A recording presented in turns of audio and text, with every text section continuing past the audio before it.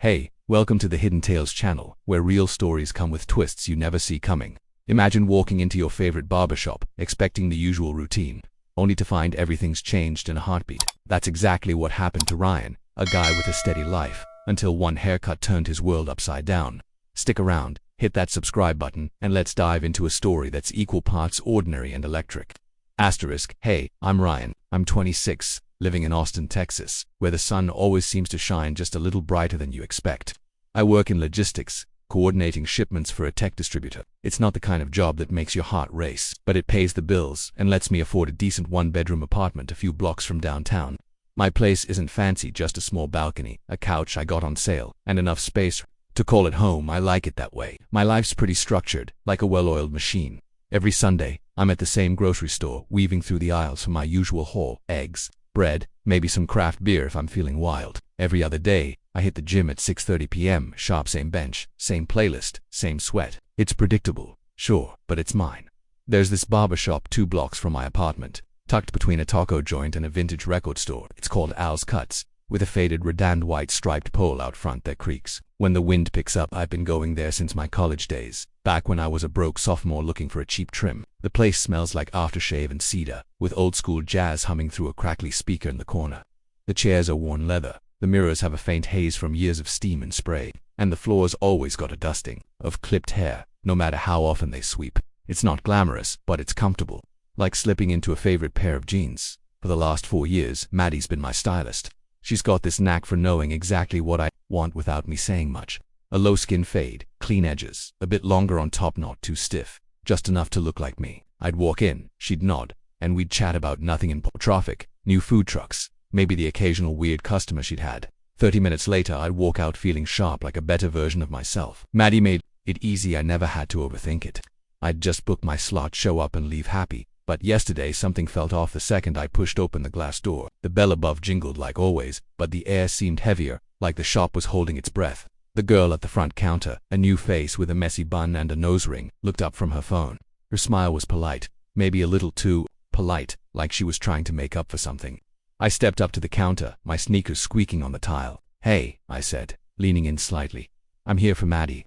"Ryan, 5:30 slot." She blinked, her smile faltering for a split second.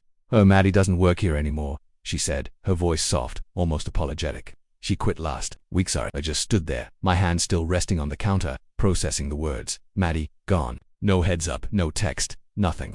My stomach did a little flip, not quite panic, but close.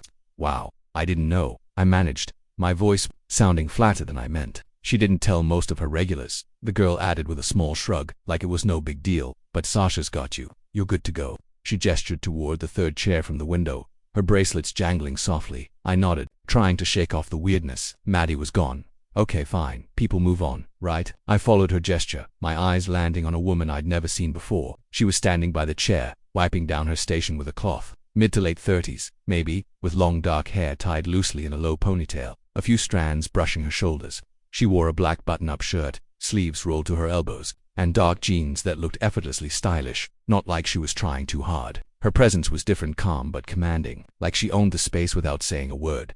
Her eyes met mine as I approached, sharp and confident, like she could read my entire life story in one glance.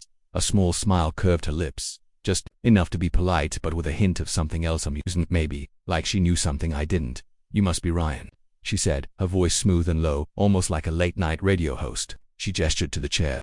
"I'm Sasha. Maddie left me a few notes." She moved with a quiet precision, setting the cloth aside and picking up a black cape.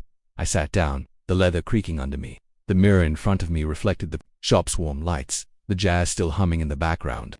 "Yeah, Maddie knew exactly how I liked it," I said, a little awkwardly, rubbing the back of my neck. "Low fade, clean edges, keep the top a bit longer." "Easy, really." Sasha nodded, stepping behind me. Her fingers brushed through my hair, gentle but deliberate, like she was mapping it out. "Got it," she said, her tone steady. Then she leaned in just a fraction, her voice dropping slightly. "You look like someone who doesn't like surprises." I laughed, caught off guard. "That obvious?" "A little," she said, a faint smirk tugging at her mouth. The clippers clicked on, their buzz cutting through the soft music. She started working, her movements smooth and practiced, like she'd done this 1,000 times. The shop felt quieter now, just the two of us, the hum of the clippers, and the occasional clink of scissors on her tray. I glanced at her in the mirror, trying to figure her out. There was something about her, not just the confidence, but a kind of energy, like she was holding a secret she wasn't ready to share. I shifted in the chair, my hands resting on my knees. My heart was beating a little faster than it should have, and I wasn't sure why. Maybe it was the way she moved, so sure of herself. Maybe it was the way the shop felt different today, like the air was charged with something new. Or maybe it was just me, thrown off by the fact that Maddie, my anchor in this routine, was gone without a trace. Whatever it was, I felt it a shift, small but undeniable, like the first ripple in a pond. And as Sasha's clippers glided along my scalp, I couldn't shake the feeling that this haircut was going to be anything but ordinary. Asterisk, the clippers hummed in Sasha's hands, their steady buzz blending with the soft lo-fi music drifting from the overhead speakers at Al's Cuts. The air carried that familiar mix of aftershave and cedar, but today it felt sharper, like the scent was cutting through my thoughts. I sat in the worn leather chair, staring at my reflection in the hazy mirror, but my eyes kept flicking to Sasha. She moved with a kind of effortless precision, her fingers gliding through my hair, tugging gently to check the length. Every motion was deliberate, like she wasn't just cutting hair but reading something in me, something I didn't even know was there. "So, Ryan," she said, her voice low and smooth, like a vinyl record spinning late at night, "you've been coming here for years, huh?" Her eyes met mine in the mirror, dark and steady, with a glint that felt like a challenge. "Yeah," I replied, trying to keep my tone casual. "Since college, Maddie just got it, you know."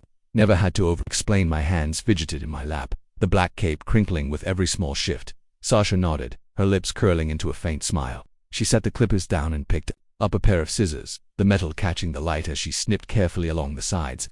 "Maddie was good," she said, "but I've got you. Low fade, clean edges, top a bit longer." Right, I said, a little too quickly. Her confidence was disarming, like she already knew me better than I knew myself. I watched her in the mirror, noticing the way a loose strand of her dark hair fell across her cheek, the way her rolled-up sleeves showed a thin silver bracelet on her wrist.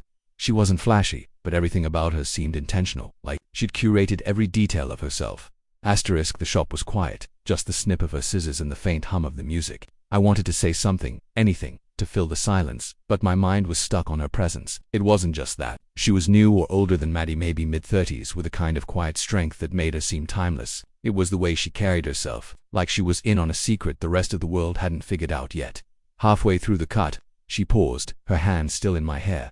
She tilted her head slightly, catching my gaze in the mirror. Her eyes locked onto mine, and for a moment the air felt heavier, charged. Then she said it, her voice soft but deliberate. "If you knew what I'm thinking right now." She trailed off, a slow smile spreading across her face, not flirty, not exactly, but mischievous, like she was dangling a mystery in front of me. My throat tightened and I swallowed hard, my pulse kicking up a notch. "What?" I asked, my voice betraying me with a slight crack.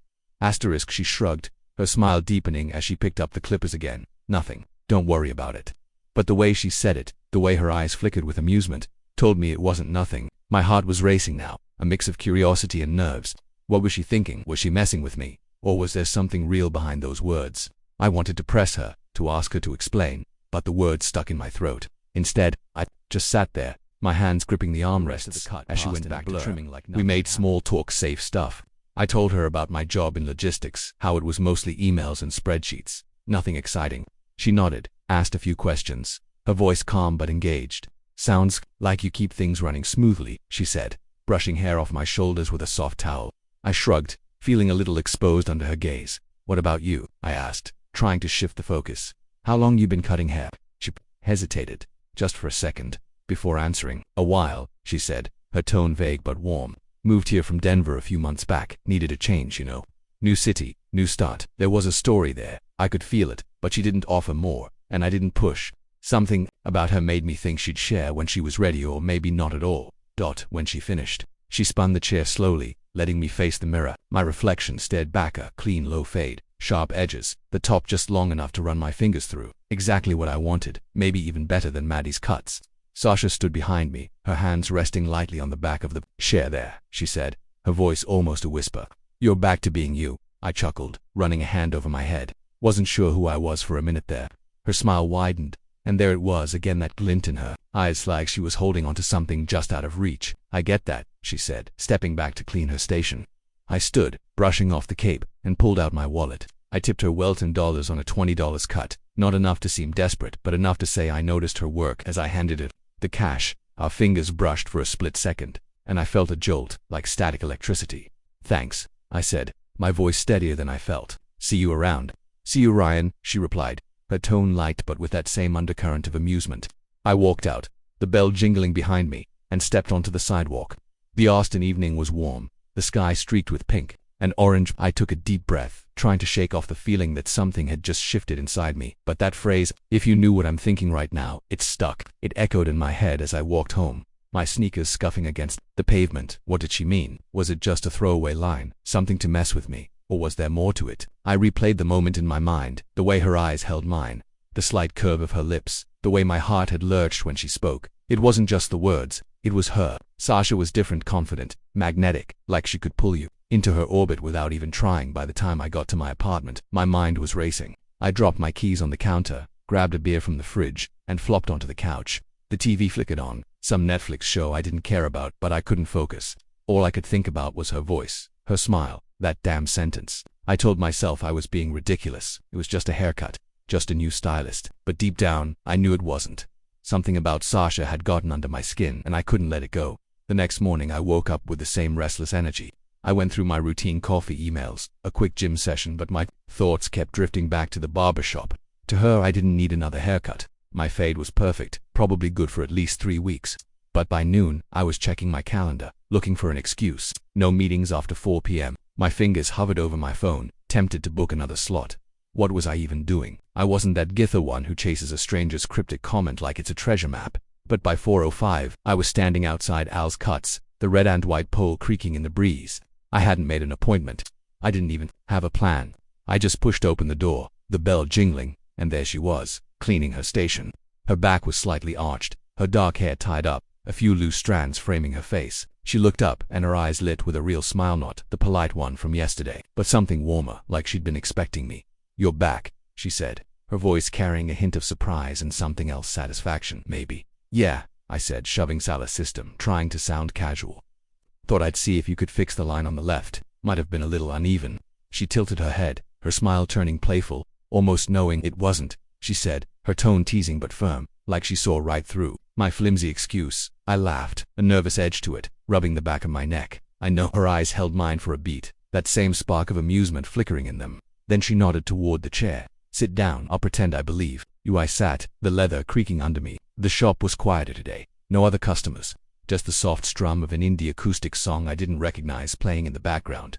The air felt different, less rushed, more intimate, like the space was holding its breath for something. Sasha started combing through my hair, her fingers moving slower this time, deliberate, like she was savoring the moment.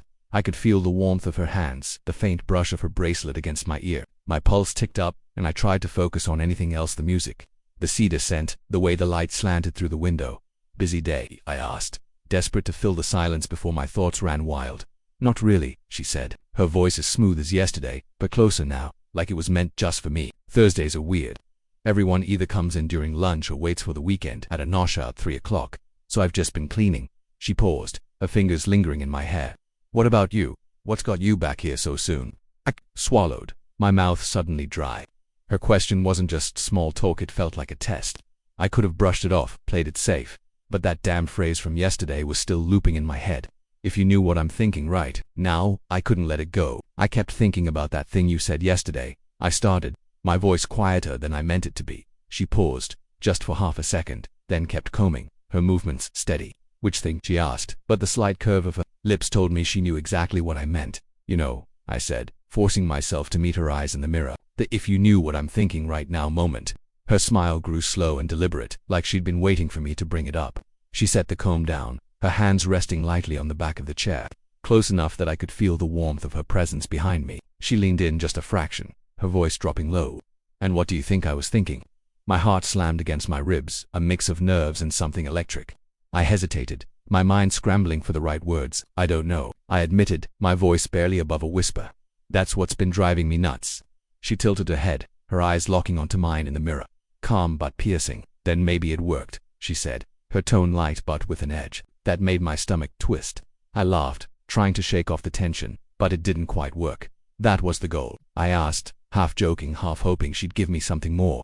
"I like making people curious," she said, picking up the scissors again, her fingers brushing my scalp. "You seem like someone who doesn't get surprised often." That's "True," I said, my voice steadier now, "but I kind of liked it." She didn't respond right away, just kept working, but her smile lingered, mischievous and warm. The scissors snipped softly, and I could feel every movement, every slight tug of her fingers. My reflection stared back at me, but all I could focus on was her, the way her eyes flicked to mine every few seconds, the way her bracelet glinted as she moved. The shop felt smaller, the air thicker, like we were the only two people in the world. When she finished, she spun the chair around, slow and deliberate, letting me see the cut. It was perfect, cleaner than yesterday, if that was even possible.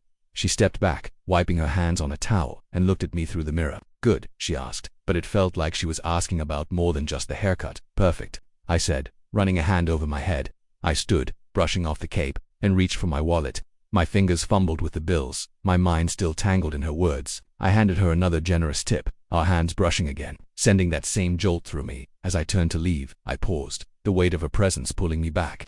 I didn't know what I was doing, but the words came out before I could stop them. "Do you ever get coffee with your clients?" I asked, my voice quieter than I meant. She raised an eyebrow, her smile shifting to something curious, almost daring. "Is that a trick question?" "Not all of them," I said, forcing a grin to cover the nerves. "Just a straight-up invitation. No strings." Her eyes searched mine for a moment, like she was weighing something. Then her smile softened, that mischievous glint still there but warmer now. "Sure," she said, tossing the towel onto her station. "Let's do coffee after I close up. Meet me at the place harder than it should have for something as simple as coffee." "Sounds good," I said, trying to keep my voice steady. I walked out, the bell jingling behind me, and stepped into the fading Austin daylight. The air was warm, the sky streaked with gold, but all I could think about was Sasha, her voice, her smile, the way she seemed to pull me into her orbit without even trying. I had 30 minutes to kill, so I wandered the block, hands in my pockets, my mind replaying every word, every glance. Coffee wasn't just coffee not with her. It was a chance to unravel the mystery she'd dropped in my lap, and I wasn't about to let it slip away. I showed up at the coffee shop right at 6 o'clock, my hands stuffed in my pockets to keep them from fidgeting. The place was a cozy little spot around the corner from Al's Cuts, with string lights draped over the outdoor patio and the faint smell of roasted beans in the air. Sasha was already there, leaning against the brick wall by the entrance, her dark hair loose now, catching the last rays of the Austin sunset. She wore dark jeans and a thin gray sweater under a leather jacket, looking effortless, like she'd just walked out of a magazine without trying. Her half smirk hit me like a punch to the chest when she saw me. "You showed," she said, pushing off the wall, her voice teasing but warm. "Thought I'd keep you guessing." I shot back, trying to match her energy. My heart was racing, but I played it cool, or at least I hoped I did. She laughed, a soft sound that felt personal, like it was just for me. "Come on," she said, nodding toward the patio. "Let's grab a seat."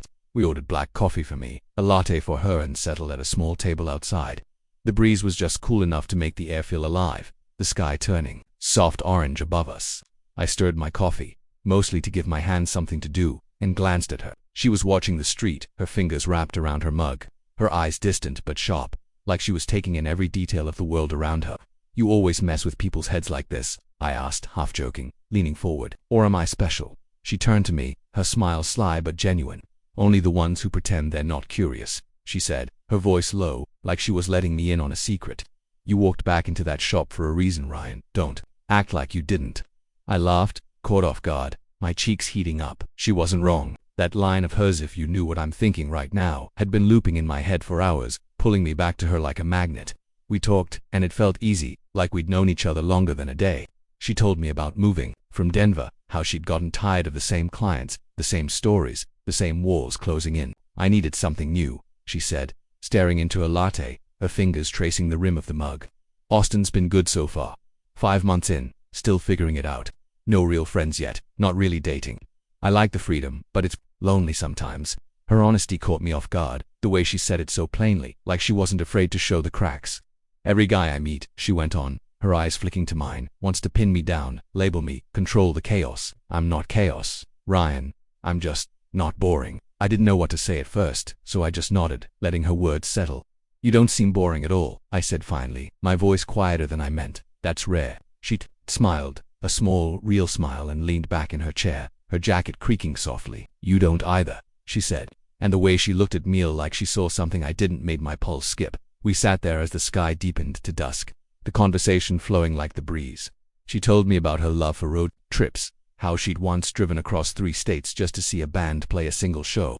I told her about my structured life, how I liked my routines but sometimes wondered what it'd be like to break them. The air between us felt heavy but not uncomfortable, like something was building, something neither of us was ready to name. "I'm not looking for anything right now," she said suddenly, her voice soft but firm. Her legs pulled up slightly as she wrapped her arms around her knees. "But I do like coffee and company." I grinned, trying to keep it light. "I'm not offering a ring, just a drink." "Good," she said, her eyes glinting with that mischievous spark. "Because I already said yes to that." We parted that night with a look, not a hug, just a quiet see you that felt like a promise. I walked home, the streets of Austin humming with life, but all I could think about was her laugh, the way her eyes lit up when she talked about leaving Denver, the way she made me feel like I was part of something bigger than my routine. The next day I couldn't focus. Work was a blur of emails and meetings, but my mind was back at that patio table, replaying her words, her smile. By evening, I was staring at my phone, my thumb hovering over her number. I'd saved it after she'd texted me the coffee shop's address. Before I could overthink it, I typed, "Still craving coffee, or are we upgrading to wine tonight?" I waited, my stomach in knots, feeling like a teenager waiting for a crush to text back. 15 minutes later, my phone buzzed. "Sasha, only if the wine comes with something insane." I'm in the mood for reckless.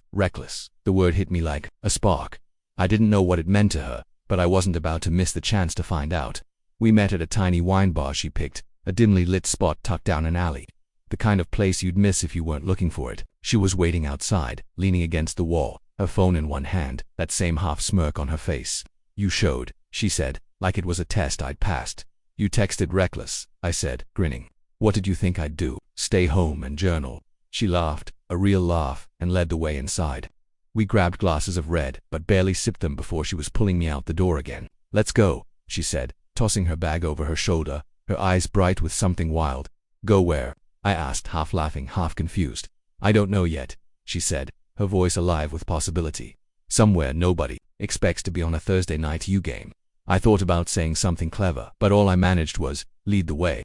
30 minutes later, we were in her old Jeep, the engine rumbling as we drove out of Austin, the city lights fading. In the rear view, she took us to a hilltop she said she'd found on a failed Tinder date, a spot with no cell signal but a sky full of stars clearer than I'd ever seen. We climbed onto the hood, sipping wine from to-go cups we'd smuggled out of the bar. The air was cool, the world quiet except for the rustle of leaves and the occasional hum of a distant car. "I needed this," she said, lying back, her hair spilling across the metal. Her voice was soft, almost vulnerable. "What, this?" I asked, gesturing at the hill, the stars, the wine. "Not just this place," she said, turning her head to look at me. "This.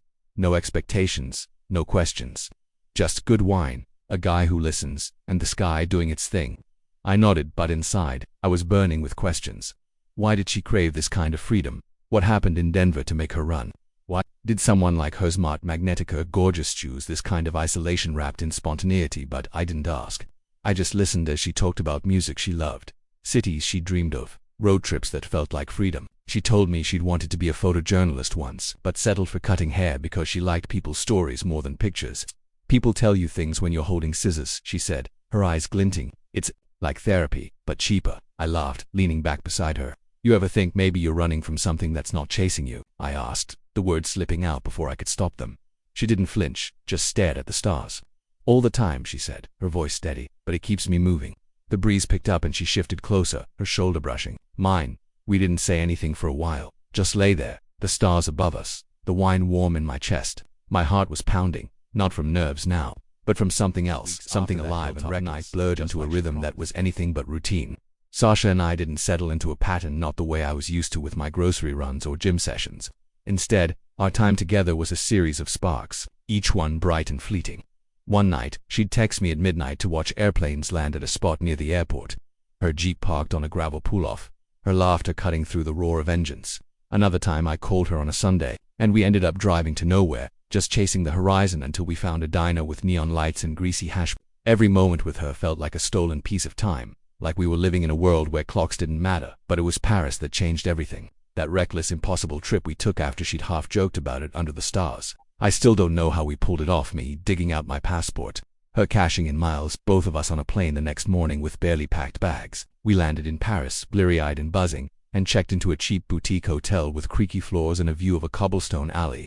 By noon, we were sprawled on the grass in front of the Eiffel Tower, eating croissants that flaked buttery crumbs onto our shirts. Sasha wore a scarf tied loosely around her hair, sunglasses perched on her nose, looking like she'd stepped out of a black-and-white film. I couldn't stop watching her. The way she tore off a piece of croissant and popped it into her mouth, her eyes squinting against the sun. "This is the best croissant I've ever had," I said, my mouth half full, crumbs tumbling onto my lap. Smirked, brushing a flake off my shirt with a flick of her fingers. "You're in Paris, Ryan. It better be." We laughed, and for a moment, everything felt perfect, the sun warm on my face, the hum of tourists around us, her shoulder brushing mine. But there was a weight to it, too, a quiet undercurrent I couldn't ignore. Sasha thrived on the spontaneity adventure, the thrill of the unplanned. I loved it too, but part of me was starting to want more. Something solid to hold on to when the croissants were gone and the plane landed back in Austin. That feeling grew over the next few months. We kept up our rhythm weekend drives, late night. Tacos, her showing up at my apartment with a bottle of wine and a story about a client who'd cried in her chair that day. But the more time I spent with her, the more I realized I was falling hard. Not just for the adventures, but for her, the way she'd tilt her head when she laughed. The way her eyes softened when she thought no one was looking. The way she made me feel like I could be more than my routines. It all came to a head in New Orleans. We'd driven down for a weekend, her idea of course, because she'd heard about a jazz club she needed to find. We spent the day wandering the French Quarter, her hand slipping into mine as we dodged street performers and ducked into bars for sips of bourbon. That night, we were walking along the Riverwalk, the Mississippi glinting under the soft glow of streetlights, music floating from a saxophone player nearby. Sasha was telling me about a dream she'd had owning a bakery in Lisbon but forgetting how to bake, her laughter bright and unguarded. I stopped walking, my heart pounding so loud I could barely hear the river. The words came before I could stop them. "I want to marry you," I said, my voice steady but raw, like I'd ripped it straight from my chest. She froze, her laughter fading into a quiet stillness. Not panic, not anger, just still, her eyes, wide and searching mine. The air felt thick, the music distant now. She laughed once, softly, almost like a reflex, then pressed her lips together, her hands slipping into her jacket pockets. "Ryan," she said, her voice gentle but heavy, "I'm serious." "I know," I said, stepping closer, my hands trembling at my sides. "I know we're not conventional. I know we don't do slow, but you make me feel alive, Sasha, more than anyone ever has. I don't want this to be temporary." She turned to face the water, her profile sharp against the soft lights. "I knew this would happen," she said, her voice barely above a whisper, tired but not cold. "I've been through this. Guys fall for the adventure, then try to turn me into something. I'm not a girlfriend, a wife, a promise. That's not me." My chest tightened, but I pushed forward. "It is you," I said, my voice cracking. "I'm not trying to change you. I love what we have. I want it forever." She shook her head, a small, sad smile tugging at her lips. "I love what we have, too, Ryan. You're different. You listen. You don't try to fix me. But marriage," she trailed off, her eyes fixed on the river. "I'm not made for forever." I stood there, the sound of the water lapping behind us, my heart sinking. "I'm not rejecting you," she added quickly, turning to face me, her eyes warm but guarded. "I'm just being honest. I can't give you that kind of security. I don't want to lie and say maybe someday." I nodded, my throat too tight to speak. "And if I can't live in a maybe forever?" I asked finally, my voice barely audible. She looked at me, her expression soft but unflinching. "Then you have to decide," she said, "because I won't beg anyone to stay in something they don't believe in." We didn't talk much after that. We walked back to our hotel, her hand still in mine, but the silence was heavy, the kind that carries a question neither of us wanted to answer. The next day we drove back to Austin, the first hour quiet until she turned on the radio, some 90s alt-rock station, and started singing off-key like nothing had changed. By the head I could feel it, like a crack in the foundation of whatever we were building back in Austin. We kept going, still spontaneous, still fun, but that moment in New Orleans lingered. It was there in the way she'd look at me sometimes, like she was waiting for me to pull away. It was there in the way I'd catch myself wondering if I could keep doing this, knowing she'd never be mine the way I wanted. A few months later, we flew to Vancouver, her idea, of course. "I want snow and mountains and a reason to wear my good boots," she'd said, her eyes bright with that familiar spark. I went because saying yes to Sasha was easy, but saying no felt like closing a door I wasn't ready to shut. We stayed in a small cabin on the edge of a frozen lake, the kind of place that felt made for couples trying to reconnect. We weren't broken, but we weren't whole either. The second night we sat by the fireplace, the crackle of logs, the only sound besides our breathing. Sasha held a glass of wine, a blanket draped over her legs, her hair loose from the day's hike. She looked at me, her eyes soft but searching. "You okay?" she asked, her voice barely above a whisper. I nodded, but it wasn't true. "I'm fine," I said, setting my glass down, my elbows on my knees. She raised an eyebrow, her head tilting slightly. "Are you?" I sighed, the weight of everything spilling out. "I love you, Sasha," I said, my voice raw, like I was peeling back a layer of myself. "I know you don't want labels, I know you warned me, but I'm stuck. I'm in this with everything, and I don't know if I'm supposed to keep floating or plant my feet." Her expression didn't change, no flinch, no smile. She just listened, her fingers tightening slightly around her glass. "I don't know what to tell you, Ryan," she said finally, her voice soft but steady. "I didn't lie to you. This is what I can give." "I know," I said, my chest aching, "but it's not enough anymore." She looked down at her wine, swirling it once, then met my eyes again. "I was afraid of this," she whispered, her voice barely audible over the fire. "I know you were," I said, leaning forward. "I didn't come here to push you or threaten you. I came to be honest." She studied me for a long moment, her eyes tracing my face like she was memorizing it. "What now?" she asked, her voice steady but fragile, like it could break if I said the wrong thing. I didn't answer. I didn't know. The fire crackled, the air heavy with everything we weren't saying. Outside, the snow fell silently, and I wondered if we'd ever find a way to bridge the gap between her freedom and Vancouver. Things didn't stop right away. Sasha and I kept seeing each other, slipping back into our strange, beautiful rhythm. She'd show up at my apartment with a bottle of cheap wine and a story about a client who'd overshared in her chair. I'd text her on a whim, and we'd end up at a dive bar, her laughing over a pool table as she missed every shot. But the air between us had changed, like a song that's still playing but in a different key. That question from New Orleans. That moment by the fireplace in Vancouver, it hung there, unspoken but heavy, like a shadow we both pretended not to see. The shift was slow, almost invisible at first. A night would pass without a text, then two, then a week. It wasn't a breakup, no slammed doors, no shouting matches in parking lots. It was quieter, softer, like a pause that stretches too long until you realize the music stopped. One day I opened my phone to a photo from her, no caption, just Sasha on a beach somewhere, her hair whipping in the wind, her smile as bright and untamed as ever. I stared at it for a long time, my thumb hovering over the screen, but I didn't reply. It wasn't goodbye, not exactly. It was more like the moment you let go of something you've been holding too tightly. We still talk sometimes. Little flickers of connection that come out of nowhere, a message every few months. Like, "Sasha saw a guy today who looked just like you, except less intense." Or, "Sasha, remember that Thai place with the flaming noodles? Went back, still burns." I always reply, keeping it short but warm. Like, "Can't believe you survived those noodles again." I could never ghost her. Not Sasha. She's too much a part of me now, woven into the fabric of who I've become. I think about her more than I should. Not just the big moments, the croissants in Paris, the jazz in New Orleans, the stars on that hilltop outside Austin. It's the small things that hit hardest. Her laugh when I admitted I'd never tried pho. Her hand reaching for mine at a red light. The way she'd fall asleep on my couch half-dressed, with an old movie flickering in the background. Those moments are burned into me, bright and sharp. Like photographs I can't stop flipping through. But it's not just about her. It's about what she showed me. Sasha was a mirror, reflecting a version of myself I didn't know existed. Before her, my life was a checklist: groceries on Sunday, gym every other day, haircuts every 3 weeks. Safe, predictable, mine. But she cracked that open, showed me what it felt like to say yes to the unknown, to chase a moment without knowing where it would lead. Paris, New Mexico, a hilltop under the stars, those weren't just trips. They were proof I could live bigger, bolder than I'd ever let myself believe. Still, there's an ache. Not regret, exactly, but a kind of quiet longing. I don't regret loving Sasha. I don't regret the chaos, the adventure, the way she made my heart race. But I know now what I want: something more than moments. I want commitment, a future I can build, a yes that doesn't need a plane ticket or a burst of adrenaline to feel real. Sasha was honest from the start. She told me she wasn't made for forever, and I love her for that honesty, even if it hurt. So, where does that leave me? Somewhere between grateful and aching, between memory and healing. I'm not the same Ryan who walked into Al's Cuts that Thursday, expecting Maddie and finding Sasha.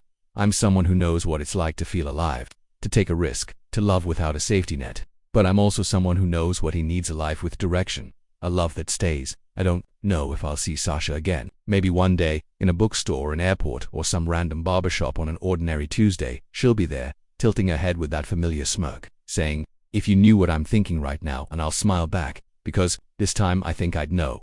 I'd ask her to say it out loud, to unravel the mystery one more time. But even if that never happens, I'm okay. She gave me something I'll carry forever: a glimpse of a life less ordinary, and the courage to keep chasing it, even if it looks different now.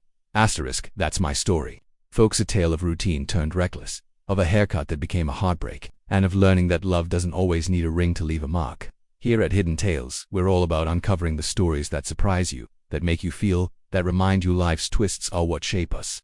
What's your story? Have you ever met someone who turned your world upside down, who showed you a side of yourself you didn't know was there? Drop it in the comments below. We're dying to hear it. And if this story hit you in the feels, smash that like button, hit subscribe. and ring the bell so you never miss another tale. Share this with a friend who needs a little chaos in their life, and let's keep uncovering the hidden stories that make us human. See you in the next one.